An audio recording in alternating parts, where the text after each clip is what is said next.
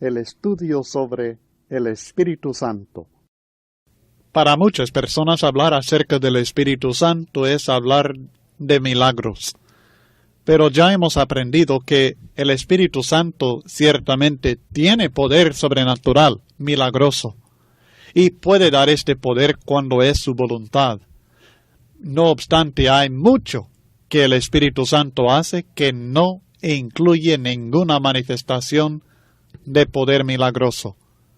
También hemos aprendido que recibir el Espíritu Santo no es recibir el poder de hacer milagros. El Espíritu Santo es una personalidad divina que viene a morar en aquellos que obedecen el Evangelio de Cristo. El Espíritu Santo, en el tiempo del primer siglo, repartía a algunos dones milagrosos a diferentes personas conforme a su voluntad. Así que el propósito de esta lección es sencillamente considerar los propósitos de los poderes milagrosos que Cristo, los apóstoles y algunos otros cristianos recibieron en el tiempo del primer siglo. También queremos considerar si es o no la voluntad del Espíritu Santo repartir estos dones milagrosos a cristianos hoy día. No se trata del poder del Espíritu Santo. Sabemos que el Espíritu Santo tiene suficiente poder para hacer milagros, tiene capacidad de dar estos dones milagrosos a cristianos hoy día si Él desea hacerlo.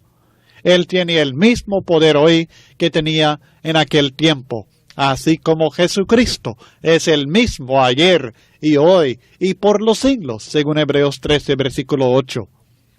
Pero tenemos que estudiar el Nuevo Testamento para saber si realmente es o no su voluntad ejercer este poder en la misma manera en que lo manifestó cuando Cristo anduvo aquí en la tierra y en los primeros días de la Iglesia de Cristo. Este estudio de los milagros no es, repito, no es una consideración del poder del Espíritu Santo. Creemos en el poder milagroso del Espíritu Santo, pero tenemos que conocer lo que la Biblia dice acerca de la voluntad del Espíritu Santo en cuanto a la repartición de los dones milagrosos. Pero primero, consideremos los propósitos de los milagros que se hicieron en aquel tiempo. Debe quedar claro, Dios no tuvo que hacer ningún milagro por medio de Cristo, ni por medio de los apóstoles para mostrar al mundo su eterno poder. El propósito de los milagros que hicieron Cristo y los apóstoles no fue para manifestar el poder de Dios, porque este poder se manifiesta en la creación misma. En Romanos capítulo 1, versículo 20, la Biblia dice, porque las cosas invisibles de Él, su eterno poder y deidad, se hacen claramente visibles desde la creación del mundo, siendo entendidas por medio de las cosas hechas, de modo que no tienen excusa. Así que los milagros de Cristo y los apóstoles no fueron necesarios para convencer a los hombres del poder de Dios, porque la creación, el mundo, la naturaleza misma, basta para convencer a cualquier hombre honesto que Dios es poderoso, todopoderoso, mucho más poderoso que el ser humano. Pero cuando estudiamos el Nuevo Testamento, encontramos 5 propósitos de los milagros de Cristo y sus discípulos. También, lo que descubrimos en esta revelación divina es que la palabra escrita, o sea, el Nuevo Testamento, ahora cumple cada uno de estos propósitos divinos. Cuando los milagros se hacían, el Nuevo Testamento todavía no existía, pero cuando el Nuevo Testamento se terminó de escribir, ya no había necesidad de los poderes milagrosos. Y esto es lo que estaremos viendo en cada uno de estos puntos acerca de los propósitos de los milagros. Sirvieron su propósito. Ahora la palabra escrita, su Nuevo Testamento, sirve el mismo propósito. Por tanto, no es necesario tener poderes milagrosos en la iglesia hoy día para lograr lo que aquellos milagros lograban. No nos hace falta nada si no tenemos los poderes milagrosos, porque la revelación escrita, el Nuevo Testamento ahora hace lo mismo, cumple el mismo propósito que los milagros cumplían en aquel tiempo cuando no tenían todavía la palabra escrita. El primer propósito de los milagros revelado en el Nuevo Testamento era crear fe en Jesucristo como el Hijo de Dios. Son la prueba que Jesús presentó a los hombres que querían apedrearle, por ejemplo, porque alegaba ser uno con el Padre. En Juan capítulo 10, versículo 30. La Biblia dice, comenzando en el versículo 31. Entonces los judíos volvieron a tomar piedras para apedrearle. Jesús les respondió, muchas buenas obras os he mostrado de mi Padre. ¿Por cuál de ellas me apedreáis? Le respondieron los judíos diciendo, por buena obra no te apedreamos, sino por la blasfemia, porque tú, siendo hombre, te haces Dios. Jesús les respondió, ¿no está escrito en vuestra ley, yo dije dioses sois? Si llamó dioses a aquellos a quienes vino la palabra de Dios, y la Escritura no puede ser quebrantada, al que el Padre santificó y envió al mundo, vosotros decís, tú blasfemas, porque dije, Hijo de Dios soy. Si no hago las obras de mi Padre, no me creáis. Mas si las hago, aunque no me creáis a mí, creed a mis obras, para que conozcáis y creáis que el Padre está en mí y yo en el Padre. Juan 10, 31 al 38. Creed a mis obras, les dice Cristo.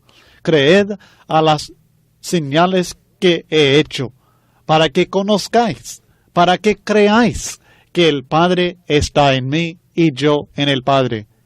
Cristo les estaba diciendo que las obras milagrosas que Él hacía en presencia de ellos debían de convencerles que Él realmente es Hijo de Dios.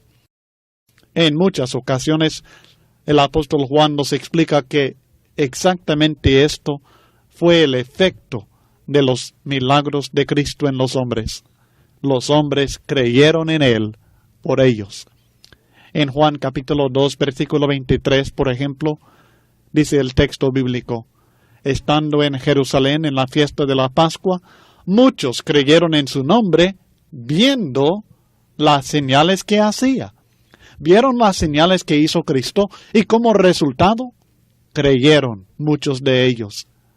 En Juan capítulo 3, versículo 2, Nicodemo, aquel que vino de noche, le dijo, Rabí, sabemos que has venido de Dios como maestro, porque nadie puede hacer estas señales que tú haces si no está Dios con él.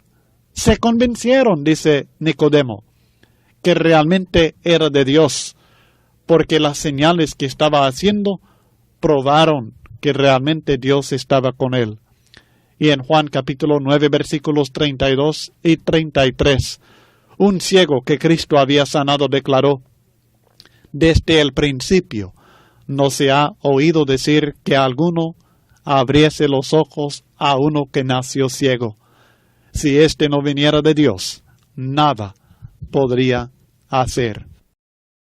El apóstol Juan escribió mucho acerca de los milagros de Cristo y la fe que estos milagros produjeron en el corazón de los hombres.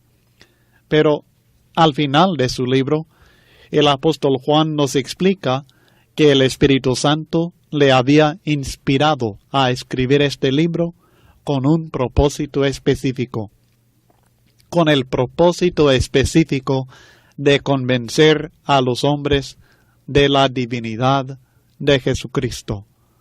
De esta manera, su libro, el Evangelio según Juan, sirve para aquellos que lo leen o que escuchan su lectura, sirve el mismo propósito que los milagros del Señor sirvieron para aquellos que estuvieron presentes.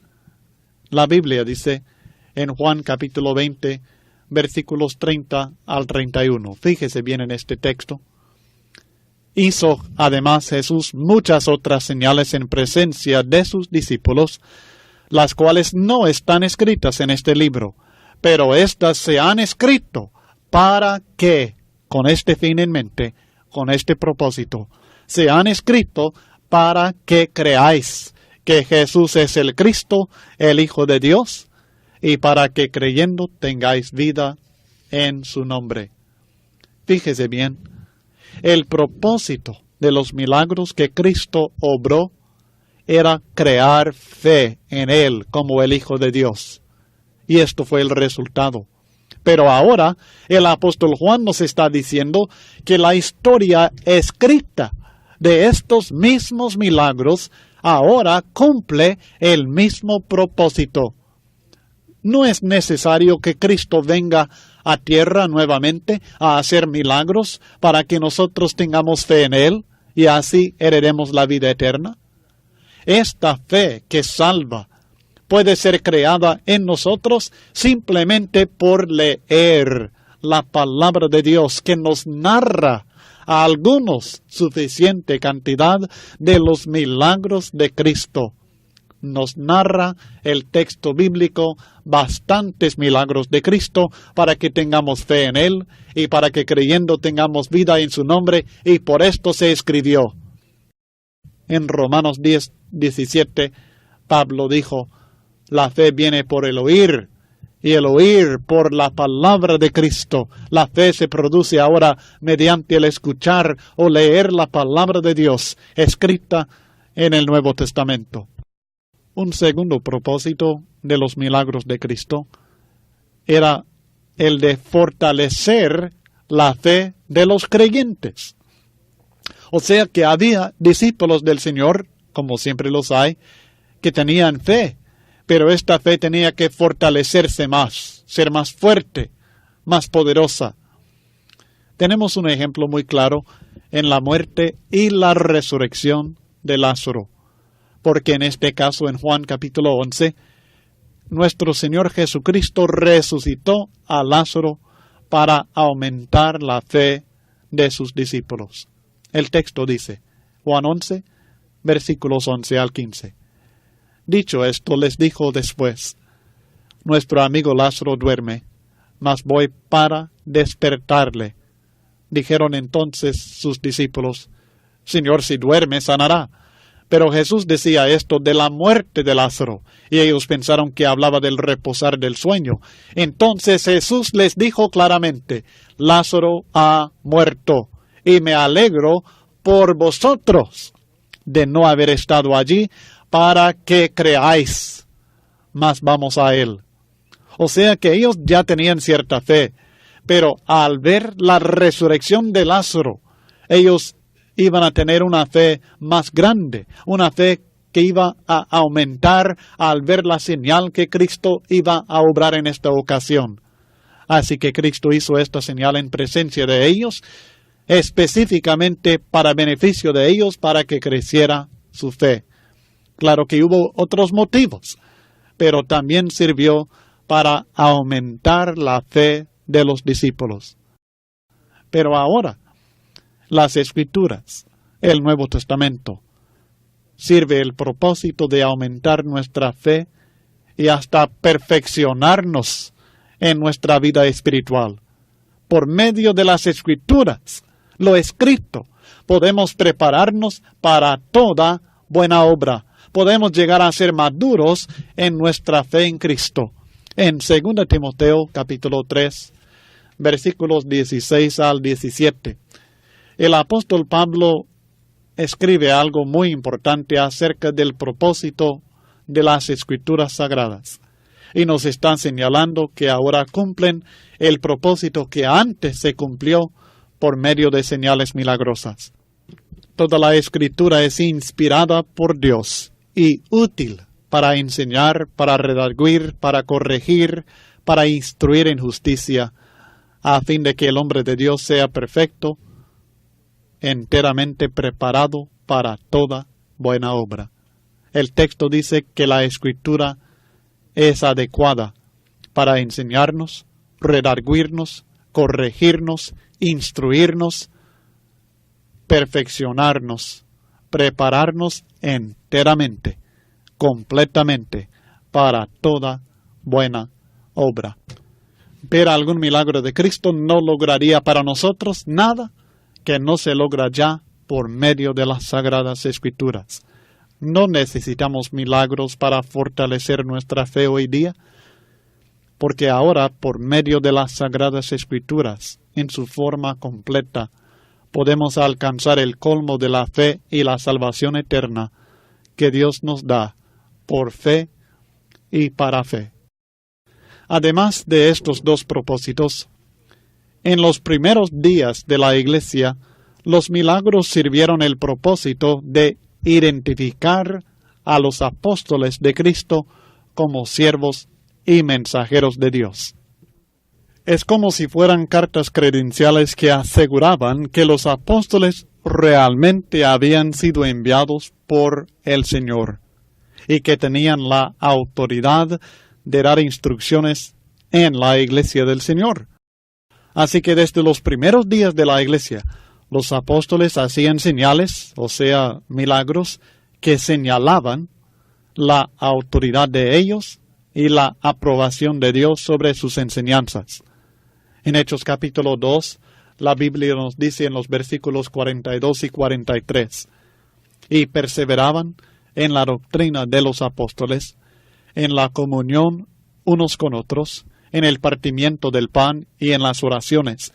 Y sobrevino temor a toda persona, y muchas maravillas y señales eran hechas por los apóstoles.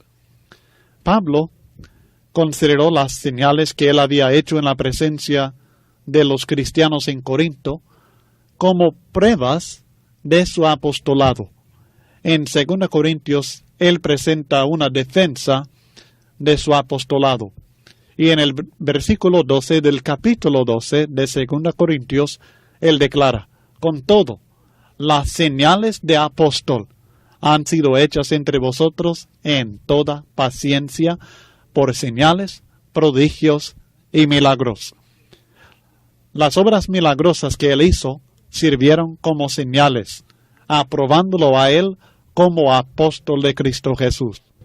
Los milagros servían como señales de los apóstoles, comprobando que ellos habían sido enviados por el Señor en la misma manera que los milagros de Cristo comprobaron que Él fue enviado y aprobado por Dios. Pero hoy día no hay apóstoles. Ahora tenemos el fruto de la labor de los apóstoles, tenemos el resultado de la inspiración y la revelación que ellos recibieron en el Nuevo Testamento, el fruto de su trabajo. Pero no tenemos apóstoles viviendo hoy día, porque se terminó también su propósito.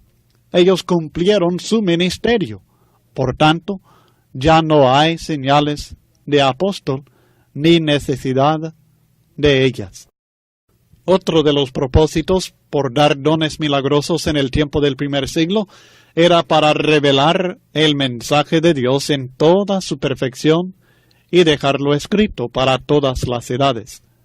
Los hombres nunca podían haber descubierto ni entendido el nuevo pacto que Dios quería hacer con ellos sin los milagros de la revelación y la inspiración, obras milagrosas que se llevaron a cabo por obra del Espíritu Santo en los apóstoles y profetas en el tiempo del primer siglo.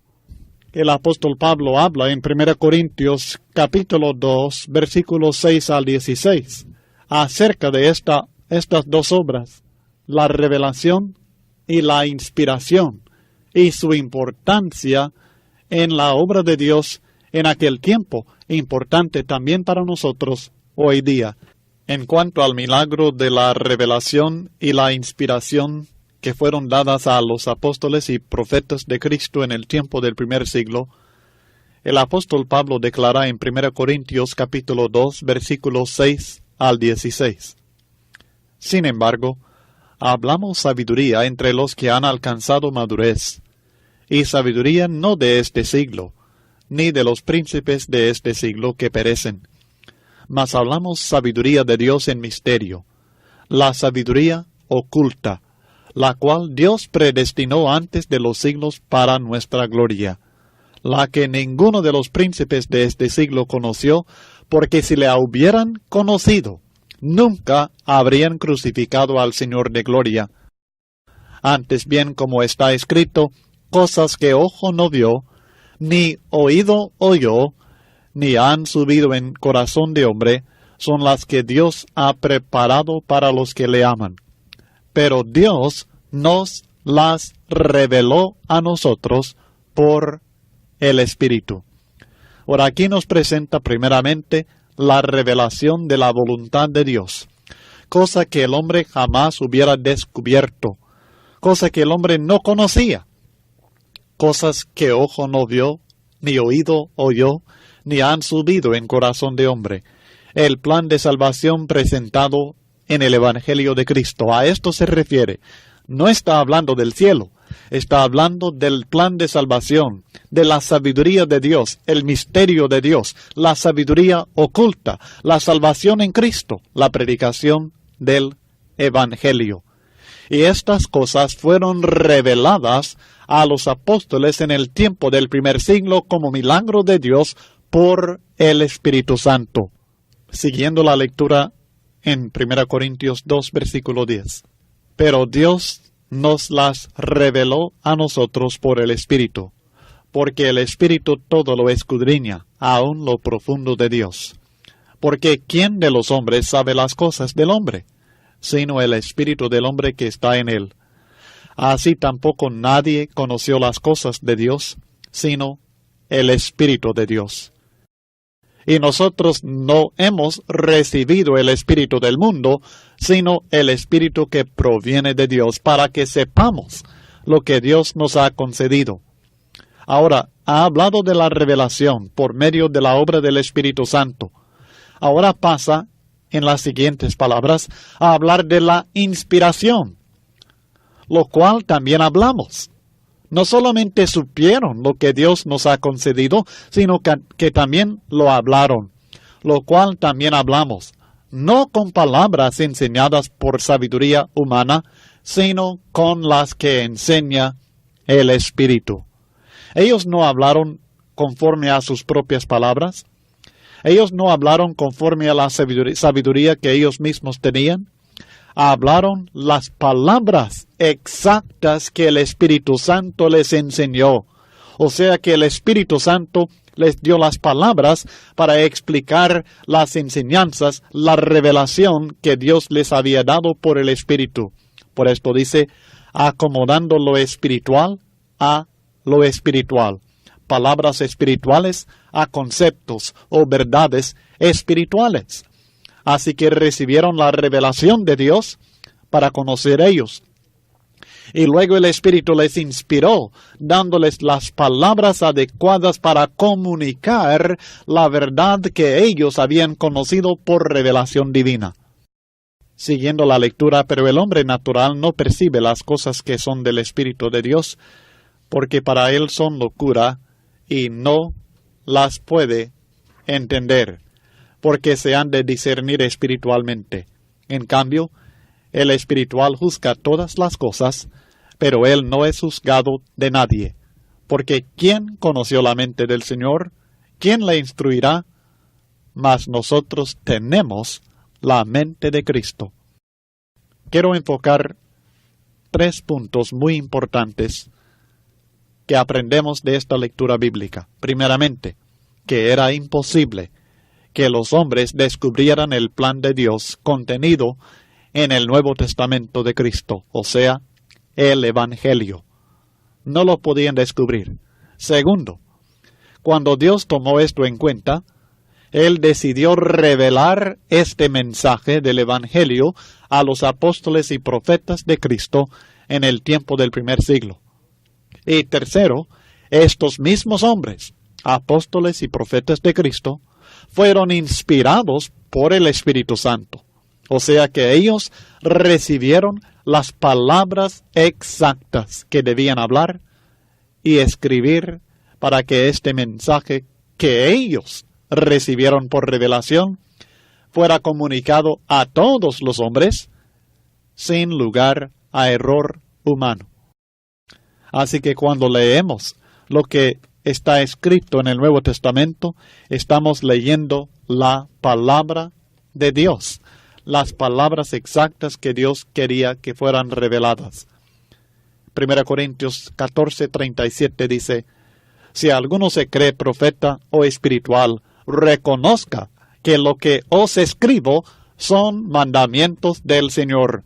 Cuando Pablo escribió 1 Corintios, estaba escribiendo mandamientos del Señor mismo, porque el Señor le había revelado este mensaje y el Señor por medio del Espíritu Santo le había dado las palabras que tenía que escribir a estos cristianos en Corinto, y así también para nuestro beneficio, para que nosotros aprendamos la verdad de Dios.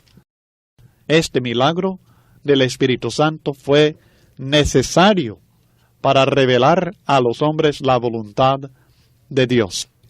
Por esto Pablo escribe en 1 Tesalonicenses 2, versículo 13, en cuanto a la actitud de los tesalonicenses, en cuanto a la recepción de la palabra que predicaron. Por lo cual también nosotros, sin cesar, damos gracias a Dios de que cuando recibisteis la palabra de Dios, que oísteis de nosotros, la recibisteis no como palabra de hombres, sino según es en verdad la palabra de Dios, la cual actúa en vosotros los creyentes. No fue la interpretación de Pablo en cuanto a la palabra de Dios, sino que fueron las palabras que Dios le dio por milagro del Espíritu Santo. Pero ahora no es necesario recibir nuevas revelaciones porque ya tenemos la revelación escrita. En el Nuevo Testamento tenemos toda la verdad. Esta verdad completa que fue revelada a los apóstoles por el Espíritu Santo. La fe, o sea, la doctrina de Cristo. La doctrina fue entregada a los santos, una vez, para siempre. Por tanto, no hay necesidad de seguir revelando y entregando esta fe repetidas veces. Por tanto, en vez de esperar nuevas revelaciones, nuestro deber es seguir y defender las revelaciones que tenemos en el Nuevo Testamento. Y a esto se refiere Judas en el versículo 3 de su epístola. Amados, por la gran solicitud que tenía de escribiros acerca de nuestra común salvación, me ha sido necesario escribiros exhortándoos que contendáis ardientemente por la fe que ha sido una vez dada a los santos. Judas 3. Fíjese en el tiempo pasado del verbo. Ha sido una vez dada. Es decir, que ya ha sido dada toda la doctrina del Señor a los santos, o sea, a los cristianos. No necesitamos el milagro de la revelación, ni el de la inspiración tampoco para conocer la verdad de Dios, porque tenemos la verdad de Dios ya revelada en forma inspirada y perfecta en el Nuevo Testamento. Lo que debemos hacer nosotros es guardar lo que ya nos ha sido dado en el Nuevo Testamento. Cuando el apóstol Pablo escribió al predicador Timoteo, él no le dijo que pidiera nuevas revelaciones. Lo que le dijo era que enseñara a hombres fieles lo mismo que a él le habían enseñado. 2 Timoteo 2, versículo 2. Lo que has oído de mí ante muchos testigos, esto, lo que has oído, esto, encarga a hombres fieles que sean idóneos para hacer ¿qué? Para enseñar también a otros. Timoteo aprendió lo que Pablo recibió por revelación. Lo enseñó a Timoteo. Timoteo lo aprendió y lo tenía que enseñar a otras personas, y ellos tenían que enseñar lo mismo a otras personas. la revelación completa ha sido entregada a la Iglesia. Desde el tiempo del primer siglo así ha sido. Y desde aquellos días no ha habido necesidad del milagro de la revelación, porque la revelación se completó. La tarea de la Iglesia desde aquel entonces ha sido seguir enseñando la misma doctrina que fue revelada y escrita en aquellos días. A nosotros hoy día no nos toca recibir revelación ni inspiración, por tanto no necesitamos estos milagros, porque el mensaje de Dios ya ha sido revelado para los hombres hoy día y hasta el fin del mundo. Hay un propósito más en cuanto a los milagros que hemos podido encontrar en las Sagradas Escrituras. Y es que estos milagros sirvieron para confirmar el mensaje del Evangelio y toda la doctrina de Cristo en realidad. Sirvieron estos milagros o señales para confirmar, para ratificar, para decir, es cierto lo que están enseñando. Es cierto, esto realmente es la verdad de Dios. Esto fue necesario, mis estimados, porque se trataba de un mensaje nuevo, una nueva revelación de Dios. Ahora, el Antiguo Testamento es lo que ellos ya tenían. En el tiempo del primer siglo ya tenían en forma escrita, completa, el Antiguo Testamento. Y este mensaje ya era reconocido como la revelación autoritativa de la voluntad de Dios para su pueblo. Ahora, vienen los apóstoles y los profetas y traen una nueva revelación. Esta nueva revelación, el Evangelio, supuestamente debe tomar el lugar del antiguo pacto. Ya no van a seguir viviendo bajo el antiguo pacto, sino bajo este nuevo pacto. Por tanto, esta nueva revelación tenía que ser comprobada en alguna manera. Lo que ellos alegaban tenía que asegurarse, y Dios mismo tenía que asegurarlo para que el pueblo judío y todos lo reconocieran como verdadero mensaje de Dios. Las mismas Escrituras antiguas, por supuesto, dieron cierta confirmación del nuevo pacto. Y los apóstoles y los primeros evangelistas usaron las antiguas Escrituras para comprobar sus puntos. Y muchos fueron convertidos porque comprobaban lo que escuchaban del Evangelio en las antiguas Escrituras. Ejemplo excelente es el de los de Berea, en Hechos capítulo 17, versículo 11, que escudriñaban cada día las Escrituras, refiriéndose a las Escrituras antiguas del Antiguo Testamento, para ver si estas cosas eran así o no. Pero también fue la voluntad de Dios confirmar este mensaje, ratificar, si quiere, esta nueva revelación por medio de señales, prodigios y milagros que obraban algunos miembros de la Iglesia de Cristo en aquel tiempo. Este propósito es muy importante, y es importante entender que este propósito se cumplió en aquel tiempo. En Marcos 16, en los versículos 15 al 18, cuando nuestro Señor Jesucristo mandó a sus apóstoles a que predicaran el Evangelio a todo el mundo, también les prometió que les iban a acompañar señales milagrosas. En Marcos 16, versículos 19 y 20, aprendemos. Y el Señor, después que les habló, fue recibido arriba en el cielo, y se sentó a la diestra de Dios. Y ellos, los apóstoles, saliendo, predicaron en todas partes, ayudándoles el Señor, y confirmando la palabra con señales que la seguían. Amén. Cuando ellos predicaron el Evangelio conforme al mandamiento de Cristo, Él dio señales, milagros. Hablaron en lenguas, sanaron enfermos, hicieron muchos milagros de diferentes clases. Y estas eran señales para confirmar el mensaje, la palabra del Evangelio que ellos estaban predicando. Y esto sucedió. El Señor confirmaba la palabra con señales que la seguían. Marcos 16, versículos 19 al 20. Más adelante en el libro de los Hechos, en la historia de la iglesia, encontramos a otro predicador llamado Felipe. Él también había recibido la capacidad de hacer ciertos milagros. Recibió este poder por medio de la imposición de las manos de los apóstoles. Y la historia inspirada nos explica que la gente le escuchaba, tanto por su mensaje del Evangelio de Cristo, como también por las señales que hacía para confirmar su predicación. En Hechos capítulo 8, versículo 6, la Biblia dice, y la gente unánime escuchaba atentamente las cosas que decía Felipe, oyendo y viendo las señales que hacía. Así que Felipe usó el poder milagroso que le fue concedido, exactamente como los apóstoles habían usado estos poderes, para confirmar el mensaje que estaba predicando, esta nueva revelación del Evangelio para todo el mundo.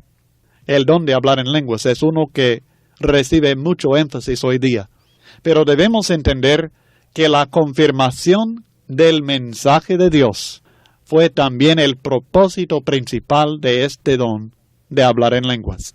En Hechos capítulo 2, cuando los apóstoles hablaron en lenguas en el día de Pentecostés, esto se nota claramente, porque la gente escuchó, y aún en su predicación, el apóstol Pedro explicó, este es el cumplimiento de la profecía de Dios. Y Cristo Jesús, el que resucitó y ascendió a los cielos, es aquel que ha derramado esto que vosotros veis y oís. Pero quizás más claro es lo que el apóstol Pablo escribe en 1 Corintios capítulo 14, versículo 22.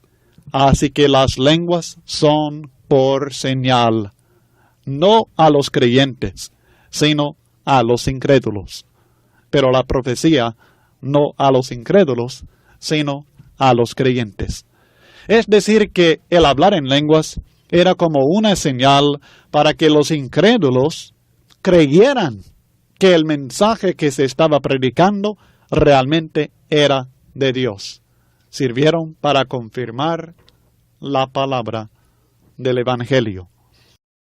Este mismo propósito de los milagros fue también enfatizado por el escritor a los Hebreos cuando él daba énfasis a la necesidad de estar atentos y constantes en la palabra del Señor que se revela en el Nuevo Testamento. Hebreos capítulo 2, versículos 3 y 4. La cual, habiendo sido anunciada primeramente por el Señor, la palabra del Evangelio, nos fue confirmada por los que oyeron, testificando Dios juntamente con ellos, con señales y prodigios y diversos milagros y repartimientos del Espíritu Santo según su voluntad. Lo que tenemos es que Cristo primeramente anunció las buenas nuevas. Luego, los que oyeron a Cristo hablaron lo mismo, confirmaron que así era. Y luego Dios agregó su testimonio juntamente con ellos, testificando Dios juntamente con ellos, confirmando Él lo que ellos hablaron, lo que ellos predicaron. ¿Cómo? Con señales y prodigios y diversos milagros y repartimientos del Espíritu Santo según su voluntad. Pero estos mismos versículos nos están señalando que la nueva revelación, o sea, el nuevo pacto, el Nuevo Testamento, ya ha sido confirmado, o sea, ratificado por las señales hechas en aquel tiempo. Por tanto, no es necesario ratificarlo nuevamente, al contrario. El apóstol Pablo dice acerca del pacto que Dios hizo con Abraham y confirmó. Gálatas capítulo 3, versículo 15. Un pacto, aunque sea de hombre, una vez ratificado, nadie lo invalida ni le añade. La ratificación de un pacto es un acto único, final, que se hace solamente una vez, y con esta basta para siempre. El nuevo pacto ya fue ratificado por Dios por medio de las señales y los milagros que hicieron en aquel tiempo. Juan el Bautista vino predicando el arrepentimiento, o sea que volvieron a practicar la ley de Moisés. Por este motivo, Juan no hizo ninguna señal para confirmar su mensaje, porque su mensaje no era nuevo. Él estaba llamando a la gente a volver al camino que Dios ya les había enseñado en el antiguo pacto. Esta ley ya había sido confirmada y ya era aceptada por la gente de su día como escritura sagrada. Ni los apóstoles, ni Cristo, tampoco no hicieron señales para confirmar el antiguo pacto. Las señales que ellos hicieron fue para confirmar el nuevo pacto, el nuevo mensaje. Las escrituras nunca hablan que se haya tenido que confirmar en cada generación la validez del antiguo pacto. El antiguo pacto fue confirmado, ratificado años atrás, y ya no hubo necesidad de nuevas señales en cada generación para ratificarlo. Lo mismo el Nuevo Testamento. Una vez ratificado, ya no hubo necesidad de milagros para confirmar su mensaje. Solamente cuando había alguna nueva revelación fue necesario confirmarla con señales. Pero ahora no hay ninguna revelación nueva, porque el Nuevo Testamento es la última revelación. Es el último pacto que Dios hará con los hombres, según Hebreos capítulo 10, versículos 9 y 10. Habla de quitar el primero para establecer esto último. No es el segundo, es el último pacto de Dios con los hombres. Y nosotros hoy día no necesitamos confirmación milagrosa del nuevo pacto, porque este pacto ya está confirmado por los milagros hechos en el primer siglo. Así que llegamos a la conclusión, basado en los diferentes propósitos que hemos estudiado, propósitos declarados en las Escrituras por los milagros de Cristo. Si hay otro propósito, queremos ver un texto bíblico que lo declara. Si hay otro propósito por tener milagros en aquel tiempo, que pueda ser propósito hoy día, queremos ver el texto bíblico que lo comprueba, no solamente una opinión. Según lo que yo entiendo, no hay propósito bíblico para que existan poderes milagrosos en la iglesia hoy día, porque todos los propósitos declarados en las Escrituras ya se llevaron a cabo.